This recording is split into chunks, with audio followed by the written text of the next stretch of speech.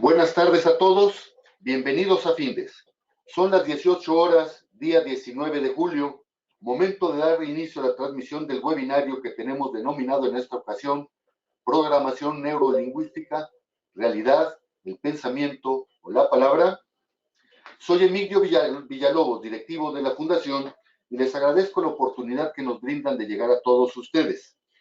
Me acompaña el profesor Camilo Reynó Arana, especialista de Findes en el área de desarrollo humano, a quien me permito presentar como licenciado en filosofía con estudios de maestría también en filosofía.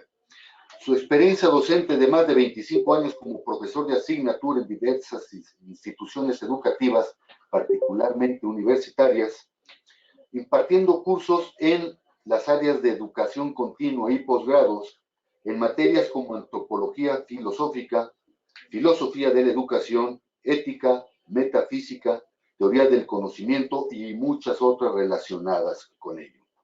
Es autor de diversas publicaciones y artículos especializados en temas relacionados con el factor humano. Y antes de ceder la palabra a Camilo, les invito a que formulen sus preguntas, nos den sus opiniones, sus sugerencias, y al término de la plática dispondremos de algunos minutos para atenderlos. Camilo, buenas tardes. Podemos iniciar. Muchas gracias, licenciado Villalobos, y a todos muy bienvenidos. La etiqueta que le pusimos a la plática de este día, PNL, realidad, el pensamiento o la palabra. Jerárquicamente, ¿cuál de estos conceptos domina? Vamos a tratar de hacer planteamientos intencionalmente sencillos, a efecto de que podamos entendernos con facilidad. Estoy pensando sobre todo en aquellas personas que no abordan este tipo de temas con frecuencia y para al final poder conversar un rato escuchando sus opiniones y sus puntos de vista. ¿Qué es programación neurolingüística? Tengo a mi derecha, en una mesa, un plato de mermelada. Tengo a mi izquierda un plato de cajeta. Y enfrente de mí una persona malora que quiere hacerme una jugarreta.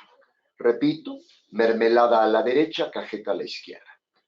Le doy una cucharada a la mermelada y este malora me dice, ¿qué tal está la cajeta? Si nadie me desmitifica, si nadie me saca de mi error, finalmente, ¿qué comí? ¿Lo que registró mi cabeza que comí o lo que realmente consumí? Creo que la respuesta es obvia. Comí lo que comí, pero pienso que comí otra cosa. Luego entonces, al interior de cualquier ser humano, el pensamiento, la convicción de aquello en lo que pienso, domina inclusive sobre la misma realidad. Y veremos un poco más adelante las enormes consecuencias que, en mi opinión, esta simple premisa conlleva. ¿Qué es el lenguaje y cuál es su función? Porque si nos fijamos, el concepto invita también al lenguaje, a la lingüística. Si esta pregunta la formuláramos en una sobremesa de domingo en una comida familiar, alto porcentaje, más del 90% de los comensales diría lenguaje aquello que me sirve para darme a entender. Sin embargo, cabe una réplica. Yo te pregunto, ¿qué es una palabra un instante antes de ser palabra? Si en esta misma tertulia compartes también esa pregunta, otra vez el porcentaje dominante de la gente diría un concepto, una idea. Eso es un hecho. El asunto es qué es una idea. Y una idea, antes de convertirse en palabra, hablada o escrita, ya es palabra. Ojalá y el siguiente ejemplo ilustre lo que pretendo sustentar. Si le preguntas en esa misma tertulia a un comensal o a todos, ¿qué es la velocidad? Se van a tardar en contestar instantes, sobre todo si dominan el tema. Pero en esos instantes, ¿qué están buscando para contestarte? Palabras. ¿Dónde las están buscando? En la cabeza. ¿Qué es una palabra un instante antes de ser palabra dicha o escrita? Palabra. Los seres humanos pensamos lingüísticamente. No tenemos otra manera de registrar ideas y conceptos que no sean palabras. Pancho le dice a Lupe te amo, y la ame o no la ame, si Lupe define que es amada por Pancho, lo de menos es que no la ame.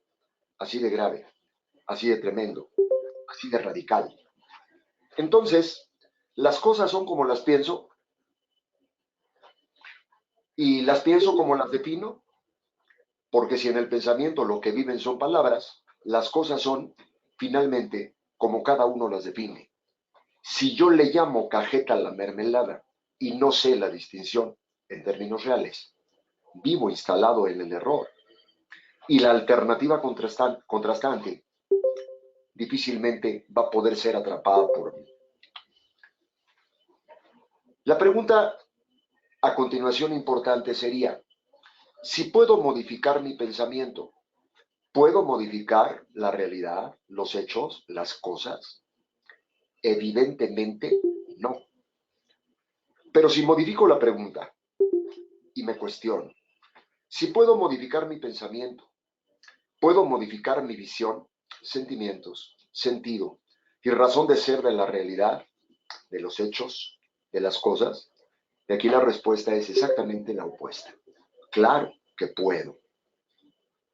Las cosas son como son sin duda, pero para cada uno las cosas son como cada uno las ve, como cada uno las piensa. Y cada uno las piensa de acuerdo a cómo las define.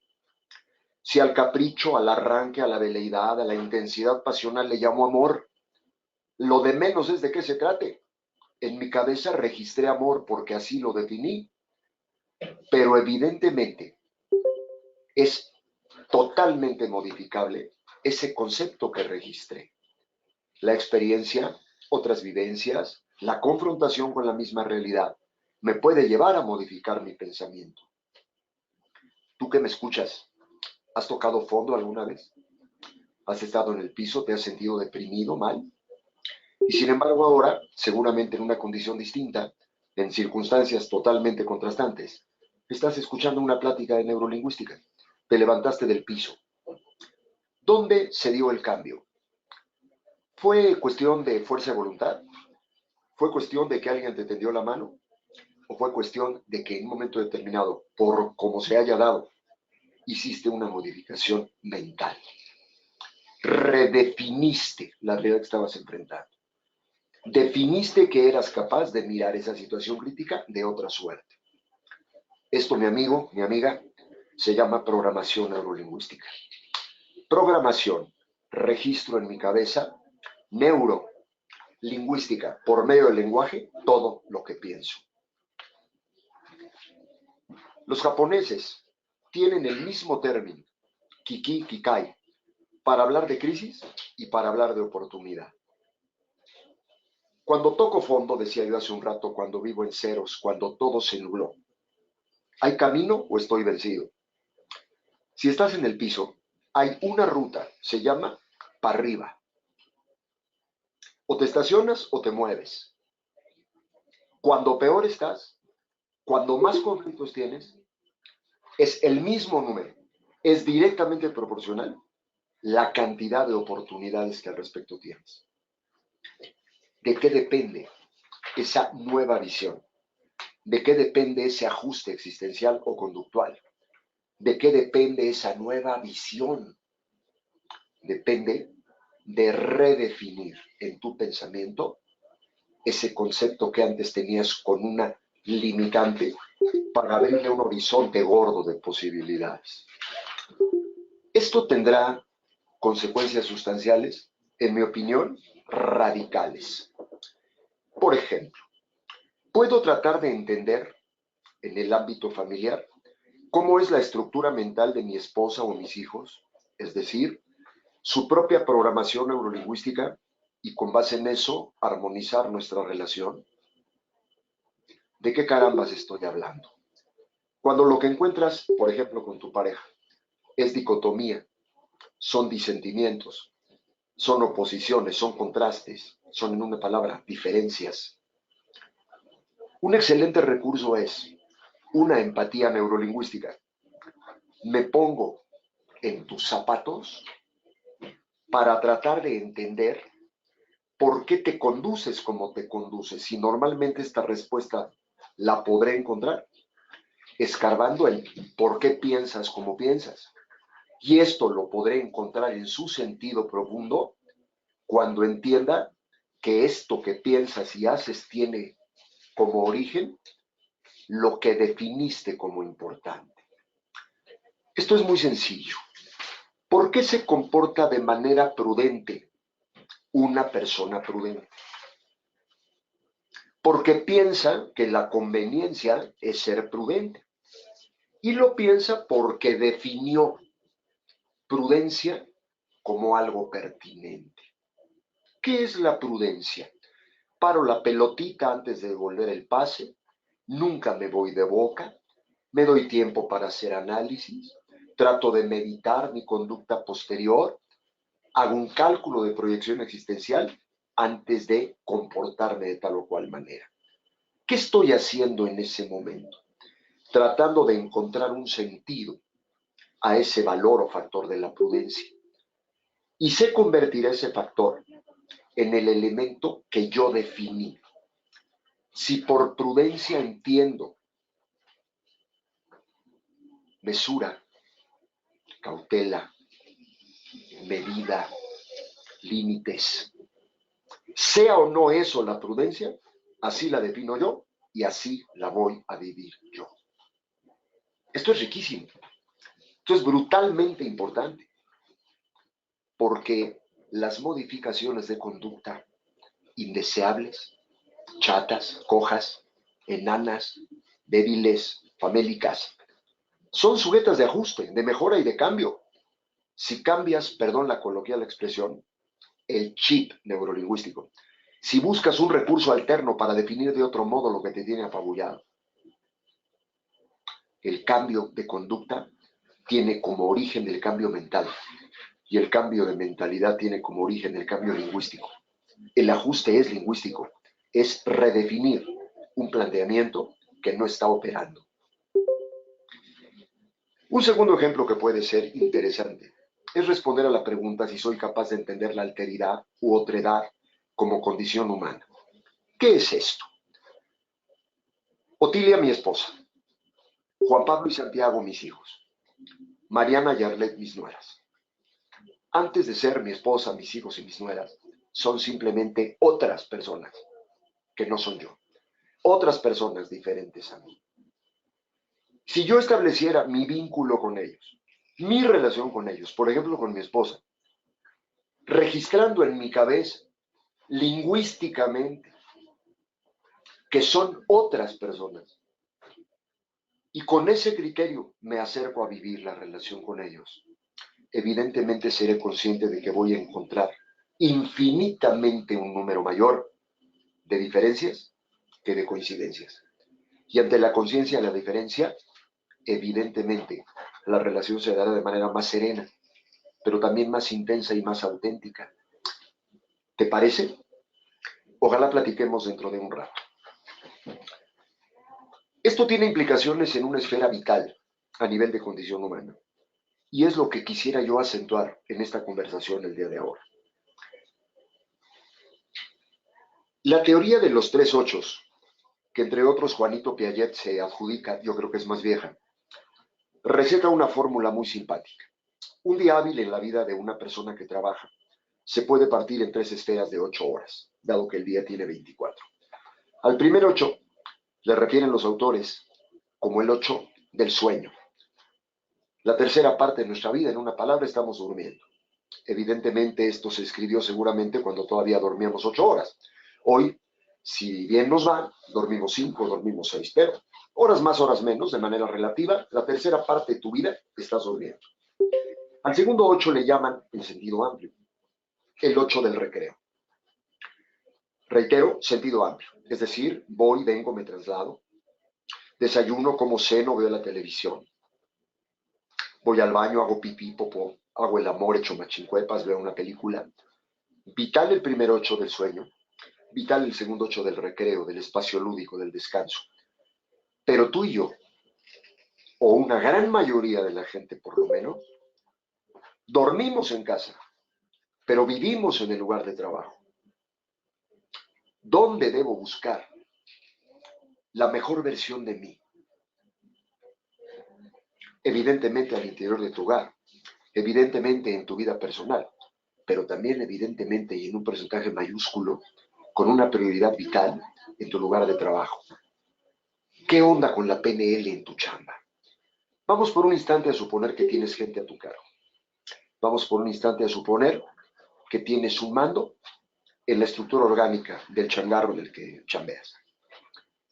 ¿Puedes hacer de un simple jefe a secas, pero muy secas, un líder? Yo creo que sí. ¿Qué pasa si en una conversación con él haces un ejercicio y programas neurolingüísticamente en su pensamiento un recurso alterno que le haga ver que la ley del revólver, el fuete, el chicote, el maltrato, los papeles que se avientan en la cara, ponerse verde, echar espuma por la boca, ladrar o morder, no necesariamente es la mejor manera de motivar a que el otro chambee?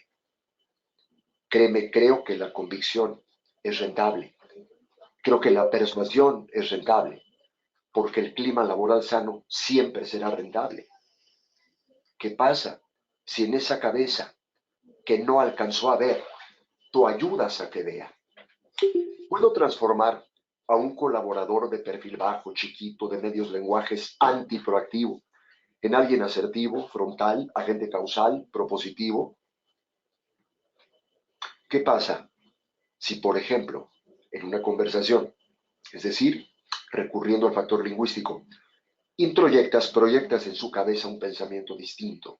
Oye, ¿has pensado en la alternativa de abandonar el nivel titiritero? Sí, del títere que tiene que ser manejado con hilitos por alguien que lo gobierna. ¿Qué pasaría si intentaras una proactividad autentificante? Es decir, ser tú, tomar tus propias decisiones, correr riesgos, opinar, atreverte, sugerir, modificar realidades, ser de los que no se calla, sino de los que aporta, ser de los que cuestiona cuando es invitado a hacer un juicio de valor crítico. Se podrá intentar. Conversas, reflexionas, analizas y pones al otro a pensar en un recurso alterno, con una expresión lingüística precisa y motivante, y el cambio se genera en automático. Amiga y amigo, eso es programación neurolingüística. ¿Puedo potenciar la puntualidad en algún conchudo? ¿Puedo decirle a alguien, ¿por qué trabajas para 8 y no trabajas para 10? Déjame entrar brevísimamente en detalle. Se ofrece en tu empresa un bono de productividad. En esta ocasión el bono, aparte de la evaluación por parte del superior y de los compañeros, de los laterales, va a implicar el factor de la autoevaluación. Yo no sé por qué, desde luego hay excepciones, pero en México somos ocheros. A la hora de autoevaluación me pongo 8. ¿Por qué? Porque si me pongo 9 o 10, qué vergüenza si me bajan la calificación. Y si me pongo 6 o 7, capaz que me la compran y me quedo sin bono. Mejor me voy a la media, me pongo el 8 y que mi jefe suba y se haga pelotas para evaluarme.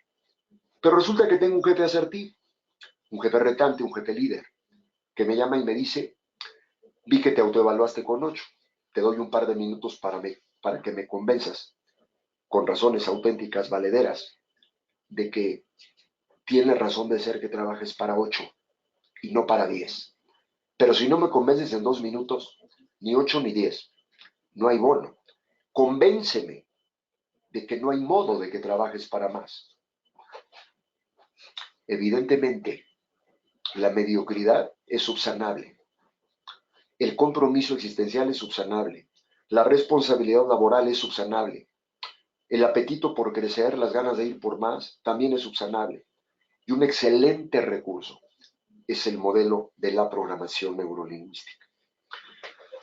En la década de los 70, todavía con olor a posguerra, aparece en la Universidad de Santa Cruz, en California, un par de norteamericanos, psicólogos, lingüistas, John Grinder, Richard Bandler, y uno conversando en una cafetería con el otro, le pregunta, ¿cuáles serán las razones de éxito de aquellos que trascienden? Y literalmente en un ejercicio ecléctico, chupando a diestra y siniestra de otras teorías y otras doctrinas, engendran este modelo, estructuran este modelo que se llama programación neurolingüística. Es como tantos otros, pero este es el que a mí me sedujo y me convenció. Modelos de desarrollo humano que tratan de rescatar para el ser humano precisamente al ser humano. Yo no quiero caer en una retórica barata. No pretendo sonar a una sucursal de una charla motivacional. Al contrario, quiero invitarte a paladear las mieles de un modelo totalmente pragmático, brutalmente eficaz, que arroja resultados tangibles. Se pueden hacer indicadores de gestión de los resultados de la programación neurolingüística. Ojalá te animes a dos cosas. Una, en lo inmediato, a conversar conmigo un ratito ahora que yo me calle. Te prometo hacerlo ya. Y la otra, venir a Findes, a debatir un rato sabroso. Son cursos de, normalmente, 3 sesiones de 5 horas, o a la inversa, 5 de 3, según sea en sábados o entre semanas respectivamente. Vente a platicar. ¿Sabes por qué me apetece y tengo toda mi vida trabajando desarrollo humano? Por una razón muy simple. El material de información y el material de tu consulta lo traemos puesto. La última palabra y la absoluta verdad no existe en materia de factor humano. Es la conversación, la argumentación y el análisis profundo, la charla sabrosa, la dicotomía de opiniones y de sentimientos, de emociones. En serio, vente, date el chance. Concédele no a Camilo ni a Findes, sino al modelo PNL la gracia de la duda. Te va a encantar. Te mando un abrazo y estamos en contacto. Suéltate. Vamos a contestar lo que nos quieras preguntar o a comentar lo que nos quieras compartir. Camilo, muchas gracias. Vamos a dar unos segundos para que los participantes de este webinario nos presenten sus preguntas o comentarios. Tenemos el caso de Ramón Bocanegra. José Ramón, buenas tardes. Gracias por su participación. José Ramón nos dice, ¿sería posible que me enviaran la presentación a mi correo personal? Le comento, José Ramón, que este webinario, así como todos los que estamos realizando, se suben a nuestra página de internet, usted la tiene en la pantalla, y ahí hay una sección de webinarios en donde podrá identificar todo lo que se ha dicho, todo lo que se ha hecho, todo lo que se ha propuesto en esta materia. Agregando a lo que te dice mi director, tu nombre, Bocanegra el apellido, sí, ¿verdad? Amigo, aparte del webinario que acabas de compartir con tu servidor o con nosotros, hay otro webinario en materia de programación neurolingüística que puedes buscar también en la página, porque veo que el tema te interesa. Y también hay una cápsula promo en la página de Findes, donde tu servidor explica lo que trabajamos al interior del taller. Ojalá tengas contacto con las tres instancias. El conducto es el mismo. Gracias, amigo Bocanegra. Tenemos la participación de Yadira Delgado. Yadira, buenas tardes. Gracias por participar. Dice, si bien entiendo, entonces, ¿podría aplicar la PNL en mí y en alguien más? Absolutamente, Yadira. Y aquí me pones un plato que me deleita, de mis platos favoritos. A ver, no voy a entrar en detalle, creo que captaste bien la premisa. La propuesta es, yo puedo hacer ajustes neurolingüísticos al interior de mi propia conciencia, pero también los puedo provocar, los puedo proyectar. Yo puedo ejercer programación neurolingüística en la mentalidad de otros. Pero aquí nos invade, tenemos que visitar, hay que abrirle un hueco al factor moral, a la ética. Yo no puedo, cuando llevo ventaja, caer en la tentación de la manipulación, del sometimiento, de socavar a una persona cuya resistencia mental, quizá por desarrollo cognitivo, por formación profesional, por educación, no es a lo mejor la que otros tuvimos ocasión de desarrollar. Entonces, el ejercicio tiene que ser con una dimensión moral absoluta y con enorme prudencia. Pero, si este recurso se emplea positivamente, evidentemente el beneficio que arroja es brutal, porque alguien apachurrado lo puedes echar para arriba, lo puedes aventar para adelante. Esto es fundamental. Ojalá te animes a visitarnos. Gracias, Camilo. Giovanni Terán nos dice, ¿cómo me puedo programar a mí mismo de forma inmediata? Primero, programación neurolingüística, con todo respeto y cariño, Giovanni, y la magia no son sinónimos. Toma un poquito de tiempo, pero te va una alternativa, te va un recurso cortito en el tiempo que vas a invertir. Trata de responderte, ¿qué marca la diferencia en el siguiente planteamiento? Hay una persona que sale hoy a la calle, cruza una avenida, lo atropellan, le amputan una pierna y al día siguiente se suicida. Hay otra persona que sale hoy en la tarde, cruza una avenida, lo atropellan, le amputan una pierna y al día siguiente va a comprar una prótesis. ¿Qué marcó la diferencia? La realidad es la misma. ¿Qué contestas? Yo contesto programación neurolingüística. Tuvieron una visión mental diferente de la misma realidad. Todo lo que tú piensas, perdón, todo, sin excepción, tiene muchas más formas de enfocarse. Ahí estarías haciendo una reflexión neurolingüística. ¿Por qué? Porque estarías lingüísticamente redefiniendo, tú sabes lo que es una definición, un concepto, una realidad, un problema, que en tu cabeza va a tener una palabra nueva para registrarse. Ojalá me haya dado a entender. Y si te hace falta y quieres conversar más, vente a Findes. Gracias, Camilo. Laura Falcón, buenas tardes, Laura, gracias por su participación. Nos pregunta, ¿es lo mismo o hasta dónde parecido PNL y coaching? Yo creo que el concepto de programación neurolingüística es un ingrediente, un recurso enorme a la hora de la consultoría, la asesoría o el coaching. Por ejemplo, ¿qué hace el coach? Ojalatea, elimina desperfectos, guía, propone, sugiere, recurre a conceptos alternos para potenciar desarrollo en lo personal o en lo empresarial, organizacional. Un recurso importante para modificar planteamientos, para modificar conductas, para potenciar desarrollo, sin duda, es la programación neurolingüística. Gracias, Camilo. Tenemos la participación de Joaquín Mendoza. Joaquín, buenas tardes. Gracias por participar. Nos dice, profesor Camilo, es exquisita su explicación en el tema. Entonces, ¿usted cree que la PNL es la piedra filosofal? De entrada, soy filósofo. Entonces, para nada. Desde luego que no es la piedra filosofal, pero sí es una manera, entre muchas maravillosas, de hacer filosofía. Déjame, y tú tienes la culpa por haberme tocado la fibra que me mueve, déjame hacerte un planteamiento. El problema más viejo en la historia del pensamiento de Occidente data de los griegos clásicos.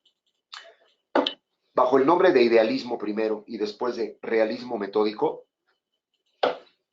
Sócrates y Platón decían, las cosas son como yo las pienso. Luego aparece en escena el discípulo incómodo Aristóteles y les dice, maestros, están mal. Las cosas son como son, independientemente del pensamiento de cada cual. Muchos siglos después, Emmanuel Kant les dice, caray, ¿por qué pelearse? Aristóteles tiene razón.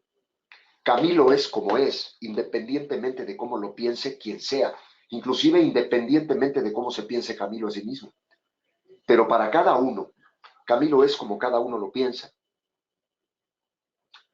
Lo único que agregaría en materia neurolingüística es que aquello que cada uno piensa es como cada uno lo define.